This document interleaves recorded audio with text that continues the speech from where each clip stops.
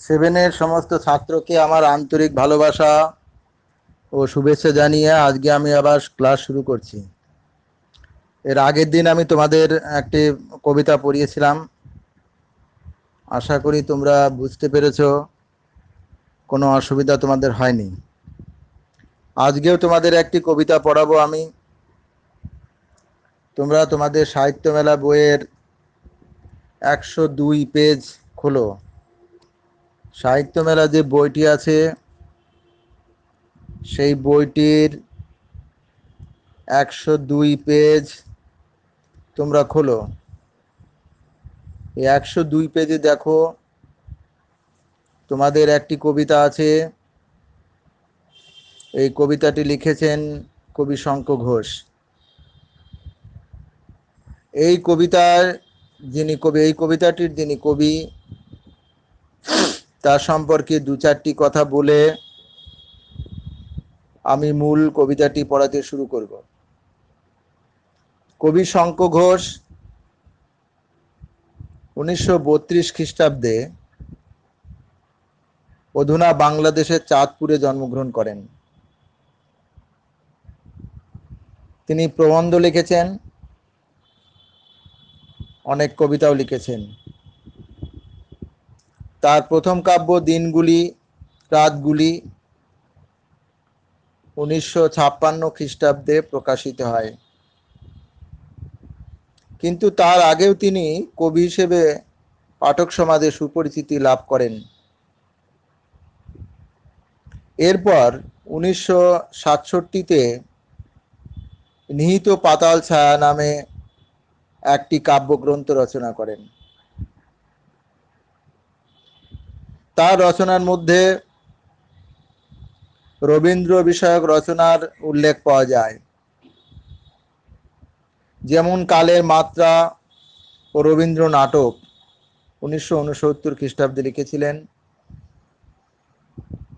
অন্যান্য গদ্য রচনার মধ্যে আছে ঘুমিয়ে পড়া অ্যালবাম, সময়ের জলছবি, এগুলো আছে। ছোটদের জন্য তার লেখা ছোট্ট একটা স্কুল, অল্প বয়স্ক, শব্দ নিয়ে খেলা, সকালবেলার আলো, সুপরিবনের শাড়ি, শহর পথের ধুলো প্রভৃতি বিশেষভাবে উল্লেখযোগ্য। তিনি বাবরের প্রার্থনা নামে একটি কবিতা রচনা করেন। এই কবিতার জন্য তিনি নানা পুরস্কারে সম্মানিত হয়েছেন। তিনি চাঁদপুরে জন্মগ্রহণ করেছিলেন। আসলে চাঁদপুর হলো চট্টগ্রাম, অধুনা বাংলাদেশের চট্টগ্রামের একটা বিভাগ, সেখানেই তার জন্ম হয় কবি শঙ্খ ঘোষের। এই কবি শঙ্খ ঘোষের লেখা একটি কবিতা, এই কবিতাটি তোমরা 102 পৃষ্ঠায় পাবে। 102 পৃষ্ঠার এই কবিতাটি আমি লাইন বাই লাইন পড়িয়ে বুঝিয়ে দেওয়ার চেষ্টা করছি। তোমরা আশা করি বুঝতে পারবে, কোনো অসুবিধা হবে না। দিন ফুরলো এই কবিতাটির মূল বিষয়বস্তু হলো দুটি ভিন্ন বয়সের মানুষ মধ্যে যে চিন্তা ভাবনা,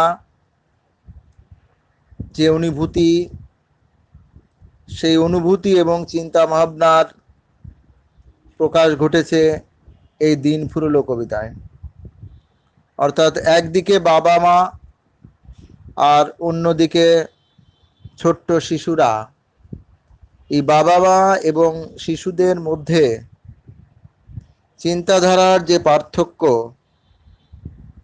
চিন্তাধারার যে বৈপরীত্য, সেই বৈপরীত্য বা পার্থক্য এই দিন ফুরলো কবিতাটিতে প্রকাশিত হয়েছে। কবিতাটি পড়লে বা এর প্রতিটি চরণ বা লাইন বুঝিয়ে দিলে তোমরা এর বিষয়বস্তু, এই কবিতাটির লক্ষ্য উদ্দেশ্য সম্পর্কে তোমরা অবহিত হতে পারবে। আমি এখন পড়াচ্ছি প্রতিটি লাইন, তোমরা বইয়ের দিকে চোখ রাখো, তবেই তোমরা বুঝতে পারবে বিষয়টি। বাপ মায়েরা যাবেই তবে মূর্ছা, বাপ মায়েরা যাবেই তবে মুচ্ছ, মুচ্ছ মানে মূর্ছা যাওয়া বা জ্ঞান হারানো। তাহলে কেন বাপ মায়েরা মূর্ছা যাবেন বা মূর্ছ যাবেন বা মূর্ছিত হবেন বা জ্ঞান হারাবেন, সেটা পরবর্তী চরণগুলিতে আমরা পাব। পাখির শাড়ি যেমন ধানের গুচ্ছে আধার ফেলে ঘরের দিকে উঠছে। পাখির শাড়ি, পাখির দল, সেই পাখির দল ধানের ক্ষেত ছেড়ে তারা খাদ্য সংগ্রহের জন্য গিয়েছিল, খাদ্য আহরণের জন্য গিয়েছিল। সেই ধান বা ধানের ক্ষেত বা প্রান্তর, সেই প্রান্তর বা মাঠ থেকে এই পাখিগুলি সারিবদ্ধভাবে তাদের বাসায় ফিরছে। অবারিত মাঠে তারা বিচরণ করছিল, তারা খাদ্য খুঁজছিল, কিন্তু খাদ্য সংগ্রহ করার পরে তাদের বাড়ি ফেরার পালা। আধার ফেলে ঘরের দিকে উঠছে, আধার ফেলে অর্থাৎ অন্ধকার ঘনিয়ে এসছে, দিন ফুরিয়ে গেছে, সূর্য পশ্চিম আকাশে পাটে বসেছে, অর্থাৎ অস্তমিত যাচ্ছে। এই অবস্থায় পাখিরা আর প্রান্তরে বা মাঠে থাকতে পারে না, তাদের মধ্যে ভয় দেখা দেয়, তাদের বাড়ি ফেরার বা ঘরে ফেরার তাগদ লক্ষ্য করা যায়। তাই পাখিরা সারি বেঁধে ধানের গুচ্ছ ছেড়ে, অর্থাৎ যেখানে ধানের ক্ষেত, সেই ক্ষেতে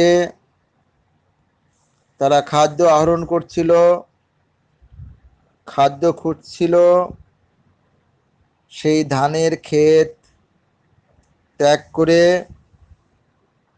তারা কুলায়ে বা বাসায় ফিরছে, সারিবদ্ধভাবে সারি দিয়ে উড়ে আসছে তারা নিজেদের বাসায়, অন্ধকার ঘনিয়ে আসার সঙ্গে সঙ্গে।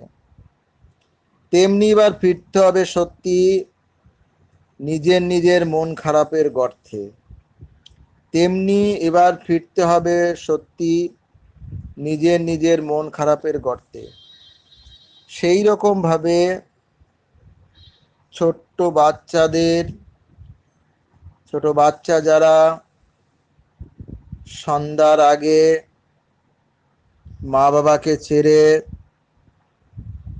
ঘর ছেড়ে, বাড়ি ছেড়ে মাঠে খেলতে গিয়েছে, সেই ছোট্ট বাচ্চাগুলিকে বা বাচ্চাদের ঘরে ফিরে আসতে হবে। কারণ সন্ধ্যা নামলে আর বাড়ির বাইরে থাকা চলবে না, সন্ধ্যা ঘনিয়ে এলে, সূর্য ডুবে গেলে তাদের বাড়িতে ফিরে আসতে হবে। নিজের নিজের মন খারাপের গর্তে, নিজের নিজের মন খারাপের গর্তে, অর্থাৎ নিজেদের বাড়িতে, যে বাড়ি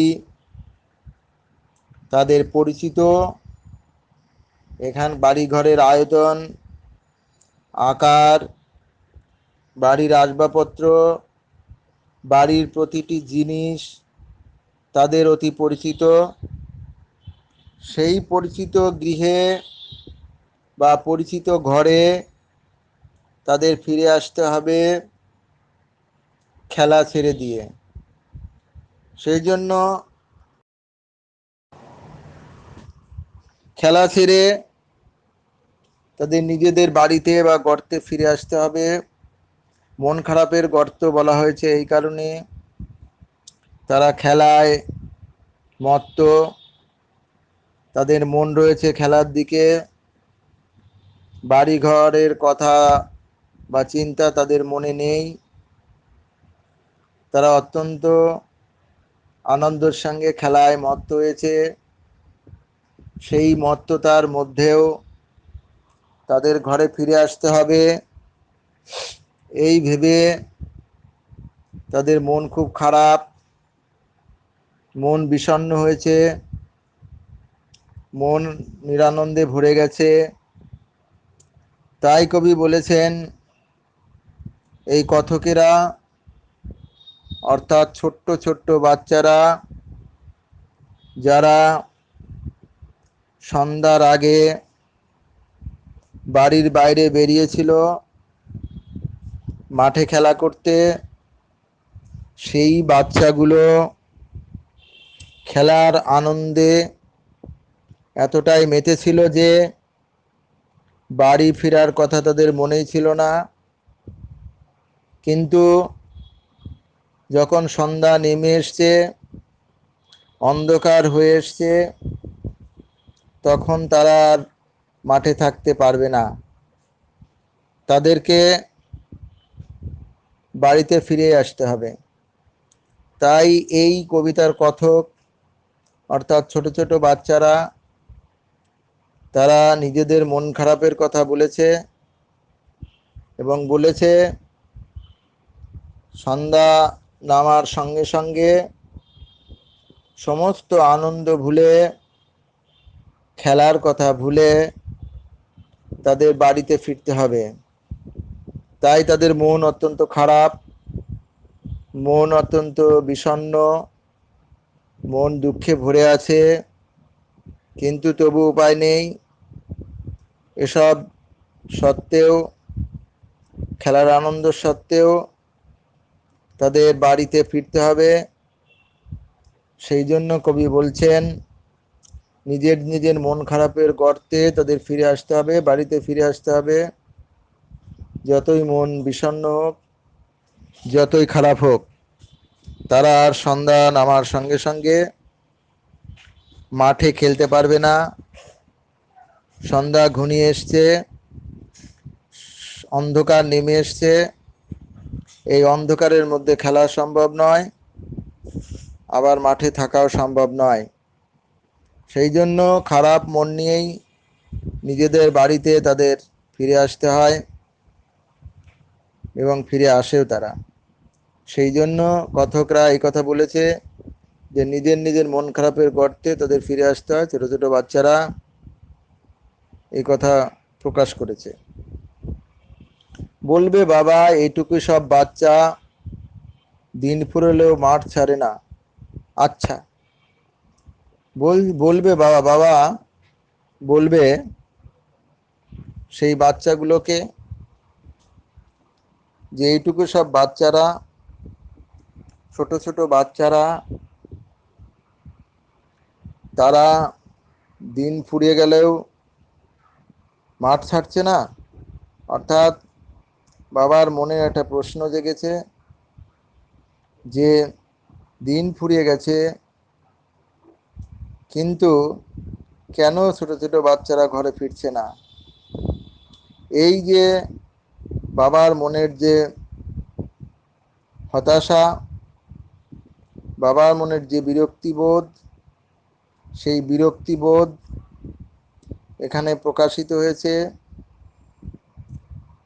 তার মনে হয় যে ছোট ছোট বাচ্চারা সন্ধ্যা ঘনিয়ে আসার সঙ্গে সঙ্গে বাড়ি ফিরবে, কিন্তু সন্ধ্যা ঘনিয়ে আসার সঙ্গে সঙ্গে বাড়িতে না ফিরলে, একটু দেরি হয়ে গেলে বাবার মনে তখন বিরক্তিবোধ লক্ষ্য করা যায়। তার মনে রাগ হয়, কেন এইটুকু বাচ্চারা এখনো মাঠে বসে আছে, এখনো মাঠে খেলছে। সেই বাচ্চাদের তো বোঝা উচিত যে অন্ধকার হয়ে হয়ে আসছে, অন্ধকার ঘনিয়ে এসছে, সূর্য ডুবে গেছে। এই মুহূর্তে তাদের মাঠে থাকা সম্ভব, মাঠে থাকা উচিত নয়। অর্থাৎ বাবার মনের যে অনুভূতি, বাবার মনের যে ভাবনা, সেই ভাবনা আর শিশুদের মনের ভাবনার মধ্যে পার্থক্য লক্ষ্য করা যায়। শিশুদের মন যখন খেলায় মেতে থাকে তখন তারা সব কিছু ভুলে যায়, বিশ্ব সংসারের সব কিছু তারা ভুলে যায়। তারা খেলাতেই মগ্ন থাকে, খেলাতেই তারা মত্ত থাকে। সেই খেলা ছেড়ে তারা বাড়িতে আসতে চায় না, তাদের মনও চায় না বাড়িতে আসতে। এই অবস্থা কিন্তু ছোট ছোট বাচ্চাদের মধ্যে লক্ষ্য করা যায়। এর বিপরীতে, অর্থাৎ এর বিপরীত অনুভূতি বাবার মধ্যে লক্ষ্য করা যায়। বাবার ধারণা যে সন্তানরা মাঠে খেলতে গিয়েছে, তাদের সন্ধ্যা নামার আগেই বাড়ি ফিরে আসা উচিত। এই যে দুই বয়সের মানুষের মধ্যকার যে চিন্তা ভাবনা, সেই চিন্তা ভাবনার মধ্যে যে পার্থক্য, সেই পার্থক্য কিন্তু লক্ষ্য করা যাচ্ছে। মা বলবে, ঠ্যাং দুটো কি কুৎসিত, এক গঙ্গার জল দিয়ে তাই ধুচ্ছি। মা ওই ছোট ছোট বাচ্চাদের ঠ্যাং বা পায়ের দিকে লক্ষ্য করে দেখবে যে পা অত্যন্ত কুৎসিত, পা নোংরা, পায়ে ধুলো ধুলো কাদা লেগে আছে। সেই ধুলো কাদা লেগে থাকার কারণে মা ঠ্যাং দুটো দেখে বা পা দুটো দেখে কুৎসিত বলে বর্ণনা করবে।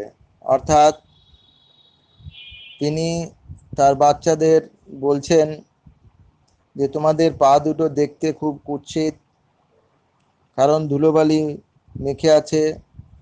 ধুলো কাদা মেখে পায়ের যে প্রকৃত চেহারা, সেই চেহারা আর দেখা যাচ্ছে না। ধুলো কাদায় পা দুটো বিচ্ছিরি আকার ধারণ করেছে, অত্যন্ত খারাপ অবস্থা ধারণ করেছে। এই কথা শুনে বাচ্চারা অর্থাৎ কথকরা বলবে, এক গঙ্গা জল দিয়ে তাই ধুচ্ছি। এক গঙ্গা জল কথাটির অর্থ হলো একটি গঙ্গায় যত জল ধরে সেই পরিমাণ জল, কিন্তু সেই পরিমাণ জল দিয়ে তো আর পা ধোয়া লাগে না। সেই জন্য প্রচুর জলের দরকার হয় কুৎসিত পা ধুতে বা কাদাযুক্ত পা ধুতে। সেই জন্য কথকরা বলছে, এক গঙ্গা জল দিয়ে তাই ধুচ্ছি, অর্থাৎ প্রচুর জল লাগছে।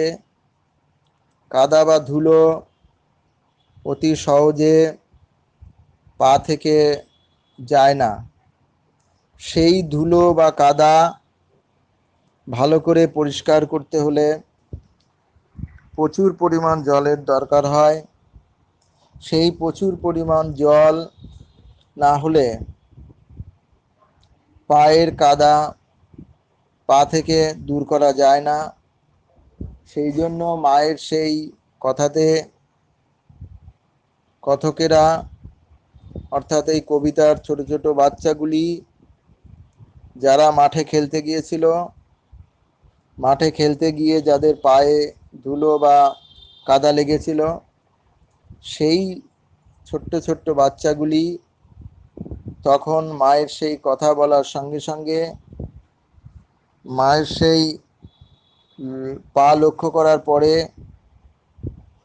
তারা এক গঙ্গা জল দিয়ে, অর্থাৎ প্রচুর পরিমাণে জল দিয়ে সেই পা ধুয়ে পা পরিষ্কার করেছে।